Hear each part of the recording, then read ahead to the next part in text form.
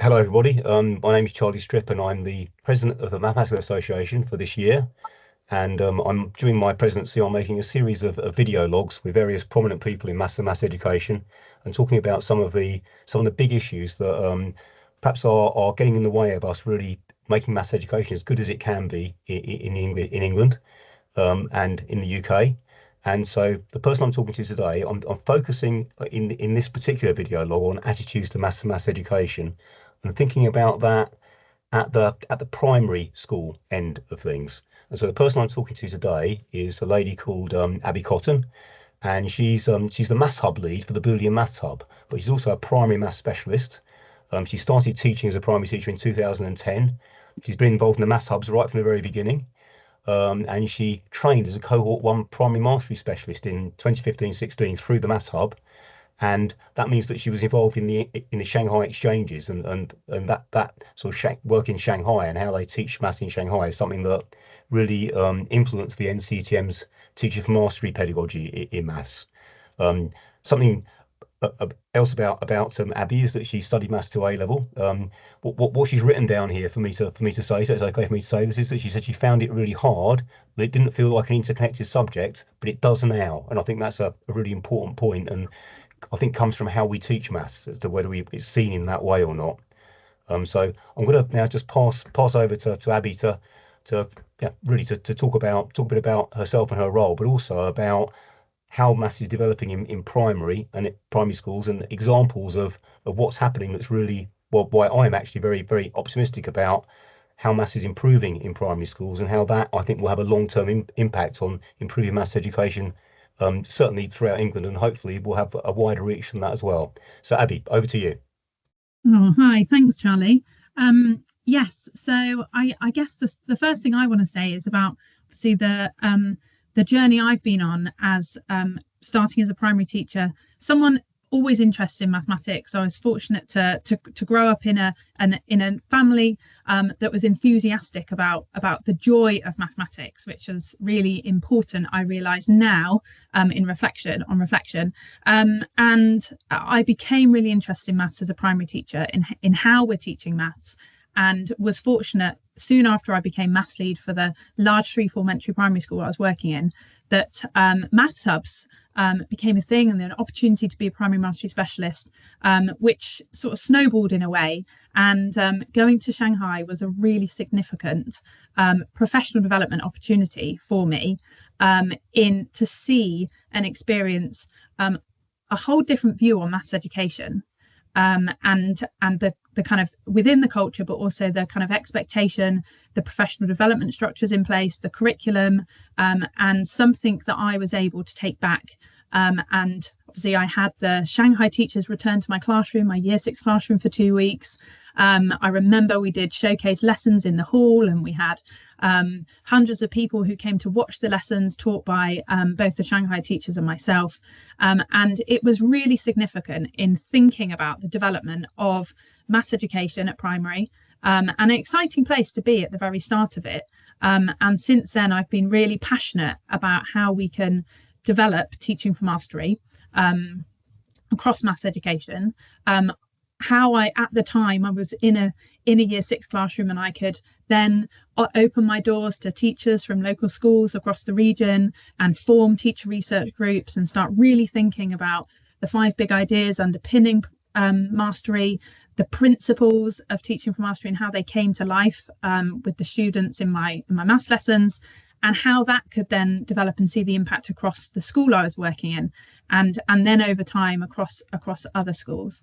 So for me, maths education is so fundamental at primary, because for pupils, it's where we give them sometimes their first experience of the joy and the beauty in mathematics. And so it's really key that we're able to get that right, that these pupils become mathematicians from the moment they step into a primary school, and the trajectory, the journey for them is one where they can continue to develop and make connections in mathematics, rather than it becomes something that they learn. Just maths is something that they do.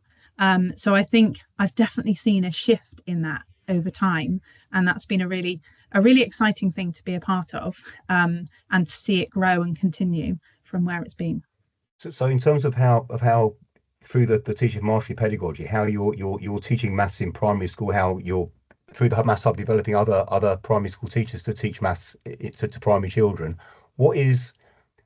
can you kind of explain the essence of what's different and why it seems to be more effective as a pedagogy, and also a more kind of inspiring way for children to learn maths as well? Can you kind of encapsulate your view on that?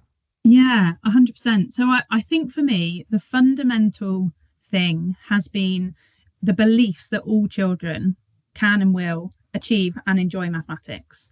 And that belief, and that being a shared belief amongst teachers, teaching assistants, school leaders, has been quite a fundamental shift that I have seen over the last 10 years.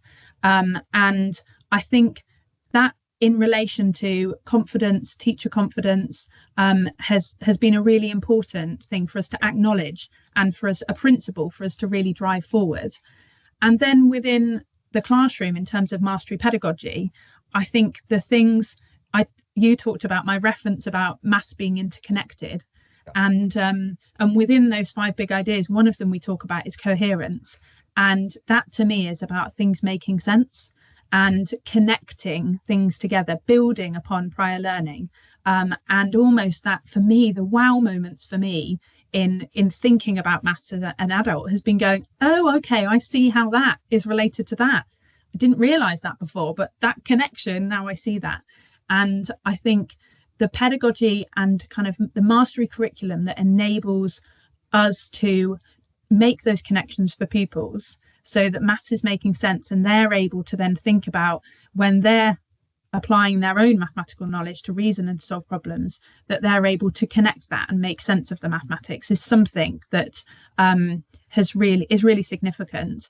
And I think the other thing we've really started paying more attention to is the importance of developing fluency, but why we want to do that. And the reason we want to do that is so we have got learners who can be flexible, who can be accurate but flexible, and that reduces that cognitive load when they are engaging in mathematical problems. So they're not bogged down in trying to recall their multiplication facts or kind of addition facts within 10, but the importance of that and the purpose behind that. And that was the thing that came through really clearly for me in Shanghai, is the understanding why we're doing something. Yeah. And I think that, for me, feels like that's becoming part of our culture of primary maths education, of thinking about why we're doing it, not just about getting to the right answer. Yeah, that's great. I mean, I'll be interested that you started off by talking about beliefs around children being able to do maths, and you know, beliefs are great, but you can believe that, and then they still don't learn maths effectively. You've got to have that belief that drives a pedagogy, and then that pedagogy is really about developing a deep understanding of maths rather than a kind of a superficial knowledge of it. And I think that that's certainly the intention of the program, to be thinking in that way. And say what I'm seeing and what I know you're experiencing is that really does seem to be working, and it is helping children to access maths in a different way. And one of the key things is wanting it to be something which is kind of embedded and sustainable in terms of their knowledge. It's not just the kind of, you know, they can do the answers now. They've learned a procedure, or they've learned some facts that they can regurgitate, but actually they've got this, as you say, an interconnected understanding. One of the things that I remember when we were first thinking about teaching for mastery at all is that there's some research that I really like from Japan. Well, it's not from Japan. It's from a Japanese researcher who's based in America, but he had some.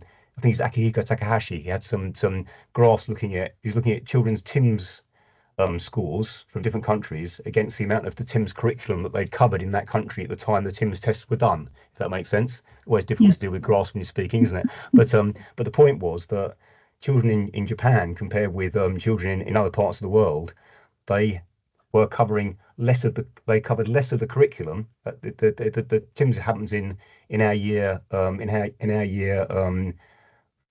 and our year 9, I think, is the age groups. And they covered less of the curriculum, if you like, as far as what was being assessed by TIMSS than many other countries, but they scored much more highly. And the reason that was being proposed, and which I think sounds absolutely right to me, is that those children, because of the way they were being taught maths in Japan, which again is a kind of a teaching mastery approach, were really learning about connections between bits of mathematics, learning about mathematics deeply. And because of that, they had, you talked about fluency and flexibility. They were flexible in for thinking, you know what, I know some maths, I know how maths works.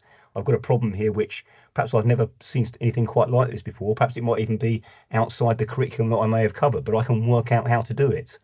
And that's what we want the product of maths education to be, isn't it? People who can work out how to do stuff because they've got a really sort of properly understood, deeply embedded tool of being able to use mathematics. And I think what you're describing is exactly that. That's now what we're trying to achieve here, and I think we're having some success. Yeah, absolutely. And that makes me think as well of that. We really want to ensure that maths pedagogy in a maths classroom is really promotes reasoning and problem solving and gives pupils opportunity to grapple with maths. And to do that, we have to be confident in some secure foundations to support them in being able to access. And actually, for me, that's where the joy and the beauty is in maths. Whenever I talk to people who are really passionate and excited about engaging in maths, it's because of that. It's the bit where you get stuck and you're not sure. And I remember someone saying to me once, a problem is only a problem if you don't know where to get started.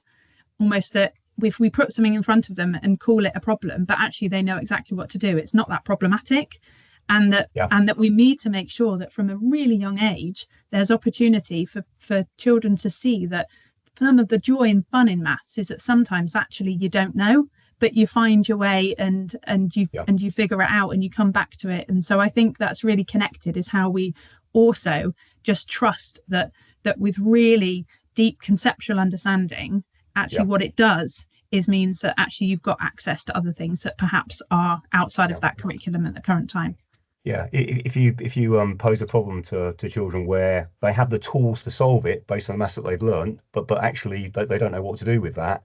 If you're doing maths, teaching maths successfully, they're able to work out how they can use the tools they've got in order to make sense of things, and that's a really important thing. So I think that's exactly right. Okay. So tell me some more about your experiences of teaching for mastery in the schools that you've been working with, and how that's working. Yeah, so I think the key thing I've seen more recently over recent years has been the shift in curriculum and development of curriculum at primary. So initially there was the drive was in developing pedagogy and mastery pedagogy and increased use of representation, paying attention to representation structure and effective use of manipulatives, thinking about variation and intelligent practice and what we were learning from curriculums like Shanghai. And now I think over the last few years, there's been a shift to the curriculum and the materials and the professional development that is on offer for teachers to be able to use, and the impact this is having now in schools. And that what I see now across schools in our region is that more schools than not are engaging with, say, the NCTM curriculum prioritization materials, which enable teachers to really think about the core concepts and a kind of coherent sequence of learning across that primary phase, which in turn has an impact on teachers and their subject knowledge and their understanding of progression in the kind of primary maths curriculum, but also then in the experience that we know that pupils are likely to be getting because that curriculum has been shaped with mastery pedagogy behind it. Yeah, it's interesting what you were saying then about you're talking about the teachers and their kind of attitudes towards maths as well, because I think one of the things about something I feel very strongly about in maths teaching is that to teach maths effectively, I think you need to be very confident in the subject knowledge that you have, and you also need to have specialist pedagogical knowledge as well. And if you've got those things, then teaching maths is, I think it's an absolute joy. It's a really brilliant thing to do. And I've had the impression, and something that I think is changing, is sometimes primary teachers not feeling very enthusiastic and confident about teaching maths, and that maybe that, from what you've just been describing, I mean, I think I'm seeing that changing quite dramatically. And I think, what's your view on that? Yeah, well, I think it's easy to forget the fact that a primary teacher in their training. I mean, I trained to be a primary teacher in 9 months, and I think I had 5 or 6 days of distinct maths subject knowledge training, which then you could then be placed in one of 7 years across the primary phase. You could potentially have a mixed age class, and you've had a very small amount of time where you've really been thinking about subject knowledge and kind of pedagogical knowledge for teaching mathematics. So I think that I absolutely agree that often subject knowledge is the thing that can then impact on teachers' confidence, teaching assistant confidence, sometimes even senior leader confidence in terms of thinking about developing maths education. And we have seen, I mean, one of the really successful things of the Maths Hub programme has been the SKTM, the Subject Knowledge for Teaching Mathematics programmes. And year on year, we have full cohorts for our teaching assistant and teacher programmes, early years, primary, because it's a recognised need, professional development need for primary teachers. And what's great is that it's also a desired one. It's that teachers want to develop their subject knowledge about maths, because I think for many teachers, they are seeing maths in a different way and they're enjoying maths in a different way. And I hear teachers say to me, do you know what, maths is my favourite subject to teach. That's brilliant. Yeah. And because they're making sense of it, and they know that by them making sense of it and supporting the pupils making sense of it, then maybe they're going to have a different experience of maths education than perhaps they themselves had. And I think that is really coming through. And it's the same. I wanted to talk about ITT. I've been involved in ITT provision over the last 5 years. And the focus, when I was asked 5 years ago to lead the primary maths aspect of the SCIT training at the trust where the Boolean Maths Hub sits within, I wasn't really sure what to do with them. Well, what can I possibly do with them? I had 6 days. What can I do with them for 6 days that's going to be enough to prepare them to go into teach maths? And there wasn't a curriculum, there wasn't a blueprint. There was sort of guidance from the frameworks, but no specific kind of guidance as to what to follow to design this curriculum. So I focused it around subject knowledge, and increasingly more it became centered around subject knowledge, specifically subject knowledge for teaching early mathematics and subject knowledge around additive and multiplicative reasoning. And the other thing that was really important to me that I've held true to and have done each year with each cohort of trainees is I start my first session focused on attitudes to mathematics. And I have a simple questionnaire that I do with them, asking them about their own experiences of mathematics, their own perception of maths education, whether they have a belief that all children can achieve in mathematics. And I collate that data, and usually the response to the can all children achieve in mathematics is somewhere around 50 to 60% agree that all children can achieve in mathematics. And I say to the trainees, by the end of this year, you're all going to say it's going to be 100%. You're all going to tell me that all children can achieve in mathematics. And if I haven't, I've not done a good job. And so I see that opportunity working with the trainee teachers to not only to try and give them the tools, the subject knowledge, but also to introduce them to the professional development materials, to kind of nestle them into subject networks and Maths Hub programme at the start of their career, but also to develop their own confidence. And often by the end of the year, those trainees are saying to me, this is one of my favourite subjects to teach. And I think what has also changed, though, over those 5 years is that 5 years ago, I was really talking to them about mastery pedagogy. And I was saying, look, this is, and they were having experiences in placement schools and coming back to me and saying, oh, it's not quite like that here, though. You're saying this, but they're saying this.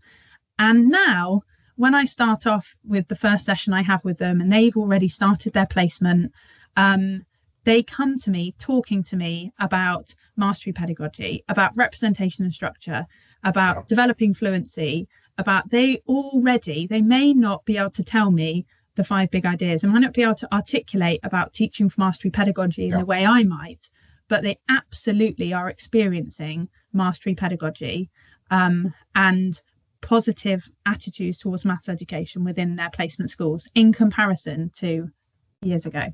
Yeah, that's fantastic. Well, yeah, it does seem like we're making a difference out there. I mean, one of the things that you were just saying actually, I was thinking about you were talking about the exchange, and I was thinking about how I know that our teachers were sort of hugely impressed with the sort of specialist knowledge for teaching mathematics that the teachers from Shanghai had. But also, it's worth saying that teachers from Shanghai were deeply impressed with the idea, in fact, amazed by the idea that our primary teachers teach every subject across the school. And they are primary math specialists in Shanghai. So I think there was a bit of a mutual admiration society going on between the two groups. But yeah, the specialist knowledge for teaching maths program that really supports primary teachers in their teaching of primary maths, I know is had a really big reach, and I think is having a big impact. And one of the things that I also know is that in my time I've taught lots of secondary maths and post 16 maths and GCSE research students and all kinds of things. And I know that one of the features that can happen with maths in the way that it has been taught in the past is that young people believe it's just like a kind of an ever-growing set of rules to learn that eventually becomes completely unsustainable because it's just too big and difficult, or it seems to be. And that I think is to do with the way that maths has been taught in the past, and we really are changing that. And I think that perhaps is also partly why maybe some people who are teachers who have a view around maths, when they actually experience what teaching from archery is about, then suddenly maths starts to make much more sense to them as well, and they can see that it isn't necessarily this horrible thing to be feared, but something that can be really satisfying and enjoyable and really great fun to teach. So, yes, your experience of working with trainees is a really interesting one, and I personally find that really reassuring, really encouraging that's the impression that you have. Yeah, no, absolutely, absolutely. And I think, I mean, what I was thinking about then when you were talking is the shift that I feel there has been in primary education, particularly in maths teaching. And the thing I think now that we're really trying to pay attention to is how do we talk about a belief that all children can and will achieve in mathematics and will enjoy mathematics, is that how do we make sure that that does happen? How do we've got underpinning mastery principles, we've got more professional development materials and curriculum to support teachers in doing this, is how do we now really kind of fine tune that to some extent, I guess, and really support schools perhaps with different, more challenging circumstances, for example, small schools, rural schools, mixed age classes. How do we support pupils in ensuring that what they are accessing is an equitable offer within their classroom that's going to best support them and meet their needs where they are. And I think that we're ever evolving in our thinking and developing around how we best support schools and understand from the challenges and the complexities in primary schools, because the contexts are changing and have changed, and the kind of the I guess the importance of us really being able to meet need seems more important than ever, and how we can best do that. And I think we're really fortunate because mastery pedagogy is the answer to us doing that and is doing more of it. It's how we ensure that schools are best supported. So, for example, in seeing the benefits of oracy and oracy education, in being able to enhance and really elevate the teaching for mastery pedagogy within the context of a primary maths classroom. I think that for me is the thing I'm really interested in now, and sort of is the next stage of the next couple of years in is refining that and what it looks like. Yeah, I mean, one of the ideas behind the whole Maths Hubs network is the idea of schools through their hub in their region and also nationally being able to share experiences and ideas and what works and what doesn't work, and that's a way of kind of accelerating progress, isn't it? So yeah, that's again something that's starting to really work. The oracy point is a good one, because again something that struck me about teaching in Shanghai, and something that I'd kind of, when I was teaching, I think I used to do this when I was teaching myself without really having any kind of deep understanding of why I was doing it. But I think that the oracy side of things I feel is very important, and that how you ask questions, but also how you encourage children to articulate their thinking is a really important thing. And again, a standard kind of Shanghai interaction between a teacher and some students might be, first of all, they might ask what the answer a child has got. They might or might not then say whether the answer's right or not. What they might then say is, how did you work that out? And again, the child having to articulate, how did they do that? That's really engaging metacognition, isn't it? And then the next question might even be, and why did that work? And so if you that kind of oracy in the environment of a maths classroom, through questioning and response, and through encouraging children to explain both to the teacher and to each other, I think is a really good way of developing deeper understanding. And I also know that not specifically in maths, but I know that research around oracy suggests that it's great at addressing disadvantage as well, that it helps everybody, but it helps children from disadvantaged backgrounds really well, and everyone makes progress, and they make more progress, and that's exactly the sort of thing we want. And it does fit really nicely into the mastery pedagogy, and it's something that they do extremely well in Shanghai we know about, but elsewhere in the world where they teach maths really well too. Yeah, absolutely. And I think we've got examples, certainly in our region, we've got examples of schools that have been really thinking about developing oracy education and explicitly teaching oracy education and thinking about oracy in the context of maths. And I remember when I was in Shanghai, the teachers referring to the pupils as mini teachers. And I remember thinking it was such a lovely idea.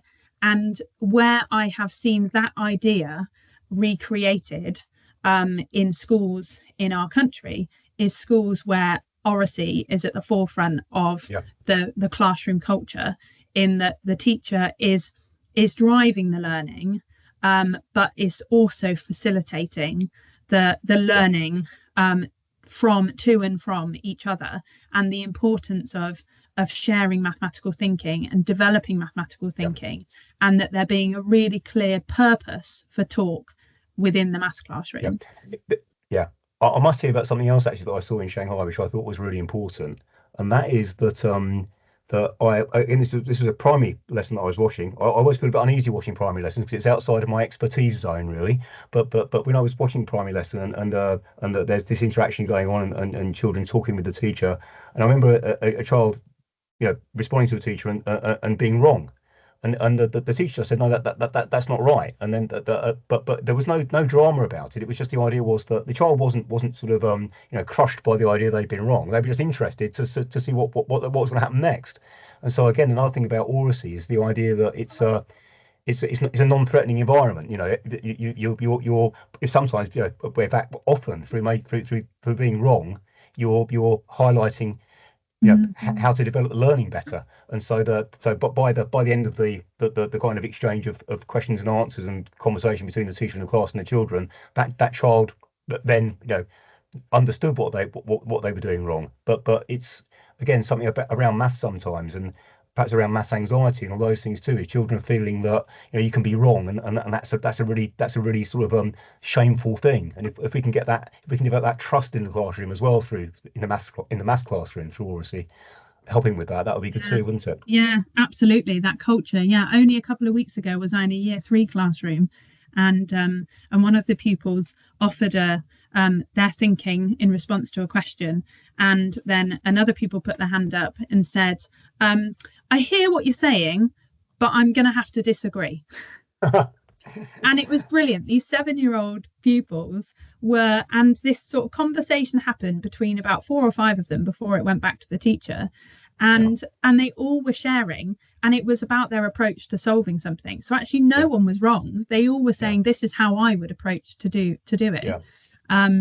And I think that's really key, and that's kind of the attitude and developing confidence happens in that moment. I think the important thing is that by the end of the exchange, by the end of the lesson, it's been resolved and the children do understand what is right and why it's right. But the process of getting there is really important. Yeah, definitely. Yeah, that's really interesting. Yeah. Okay. Something else that I know you've been thinking about is how attitudes to maths more widely maybe are affected by this, and I believe in a positive way. So can you tell me a bit about that? Yeah, no, your kind of questions to me before prompted me to really think about this. And I guess sometimes for us who are involved in maths education, sometimes you can look around you and think that everyone thinks of things in the way that you do. Yes. But yeah, I've been thinking about this and also reflecting on this from my perspective as a parent. I'm a parent of two primary aged girls, and thinking about attitudes more widely, and have they shifted. And I was really interested reading your latest article, Charlie, in the magazine about attitudes to maths. And it was interesting, the point you made about we need to stop sort of talking about the culture of people saying that they're not very good at maths, because almost the more we talk about it, the more we're also playing into that staying as the culture, which is a really, really good point, and not something that I am coming across so often. And the example I talked about trainees, although I have them talk about their own personal feelings, it's less often that it is a more broad brush attitude. And I don't seem to come across those sort of attitudes with parents in the playground. And more recently, I've heard some really positive stories of parental engagement, some of the Maths Hub work that we've been doing.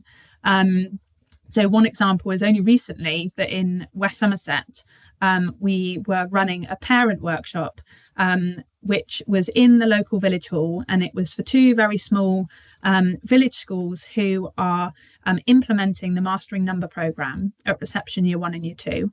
And this was an interactive session for pupils and their parents to come to, which was led by one of our LLME, our local leaders of maths education.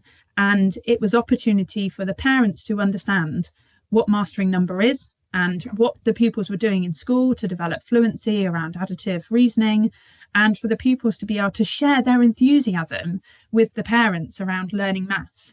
And I wasn't there, and I wish I had been, but by the end of the afternoon, they were collectively chanting STEM sentences, using gesture, and experiencing the joy. This is the parents as well. Together. This is the parents as well. Wow.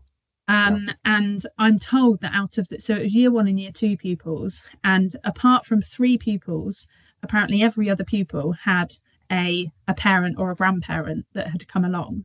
And I remember from being in school and putting on parent workshops and things, and I'd get very low attendance, or I'd get parents who would say to me, "Oh, it's not my thing. I'll see if their dad's free to come along." And to hear that this has happened and that there's been a buzz and there's been real high engagement is absolutely brilliant, and is a real credit to the shift, to something that's changing. And the other thing that I think has had an influence has been number blocks, which I know Debbie will be really pleased that I'm going to mention. But I observed with my own children that by watching number blocks and absolutely adoring number blocks and not seeing it to be about maths, I see it to be about maths education. They don't see it to be about maths education.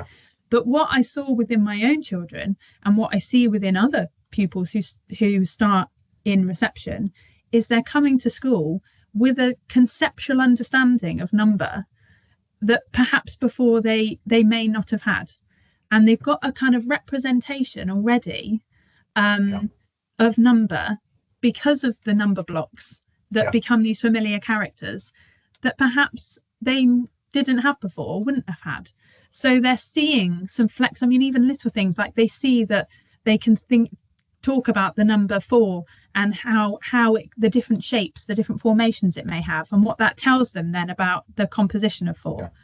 And I think those things, and then that being parents, families being exposed to that, and the way they see people, their children engaging with that CBeebies program, they're all little things that I hope over time are contributing to a shift in society's perception of maths, and then hopefully in time maths education. But we can, I'm really optimistic about our pupils now when they are parents and when they're adults in society, Yeah. And they look back on the experience, hopefully, that they've had in maths education, that maybe that's the time that the true shift will come. Yeah, that's really encouraging. Like, yeah, Debbie Morgan, who's the NC10 primary director, she'll be delighted that you've referenced that. And yeah, I know that I obviously people acquaintances of mine who know what I do. That number blocks is often something they mention as well, especially if they've got young children or grandchildren. So yeah, the fact that it's thinking about maths in a mathematical structural way with very young children, and if that is then feeding into school, that's brilliant. And yeah, and feeding into public attitudes as well. So yeah, I mean, I've been, I get to go and watch maths lessons in schools around the country, and I've seen mastering number in action a few times, and it's yeah, you've seen really deep engagement from children in number, and actually it's not rote learning. They are learning about structure of number when they're taking part in those lessons and those activities. And I think that's yeah, again, it's a shift that we've had in terms of thinking much more scientifically about how we're teaching maths, and that helps to make all these connections and make it a much more meaningful subject for everybody. So yeah, really good. Yeah, and seeing that structure is the thing that underpins mathematics, and that actually at primary there's a relatively few structures that we just want to get really well understood by pupils, to set them up really well to be successful in continuing to learn maths. And I think once you view maths in that way, and as teachers you become really confident yourself in what those structures are, then not that it makes the job easier, because the job's not easier, but you realize you're not trying to just teach them to learn, okay, all these facts I need them to learn. You suddenly are paying attention to it. Actually, okay, so they're related, and let's think about that, because we're talking about structure, not about It's very interesting actually. There's a lesson that I've seen in Shanghai. In fact, I've been to Shanghai a few times, and I've seen the lesson delivered, this particular lesson on this topic delivered more than once. And but the first time I ever saw it, I was with some other educators, not all maths educators, and lesson was about adding single digit numbers to cross 10. And children in Shanghai they are really fluent with their number facts. And so the lesson was involving, I think, children who were maybe 7 or 8 years old. And I should know that, shouldn't I? I think 7 or 8, but I'd need to check to know exactly which. But doing things like adding 7 and 6, and they were using tens frames to do this. And they were doing it so they'd look at the 7 and 6, and they say, oh, I could partition the 6 into 2 3s, put 1 3 with the 7, I've got 10, I've got 3 left over, so it's 13. Alternatively, I could partition the 7 into 4 and a 3, put the 4 with the 6 to make 10, and then I've got another 3, which is 13. They were using tens frames to show this. And they spent about 25 minutes on this, and did various different sums, and they were using a visualizer and showing children's tens frames, and the children were talking about it together in the ways that we've been describing.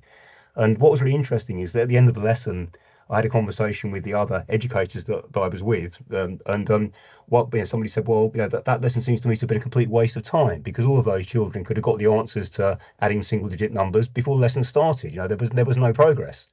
So you've completely missed the point. The lesson was about the structure of number and about understanding base 10 and all of those things, which really built into having a really secure understanding of our number system. It's a brilliant lesson.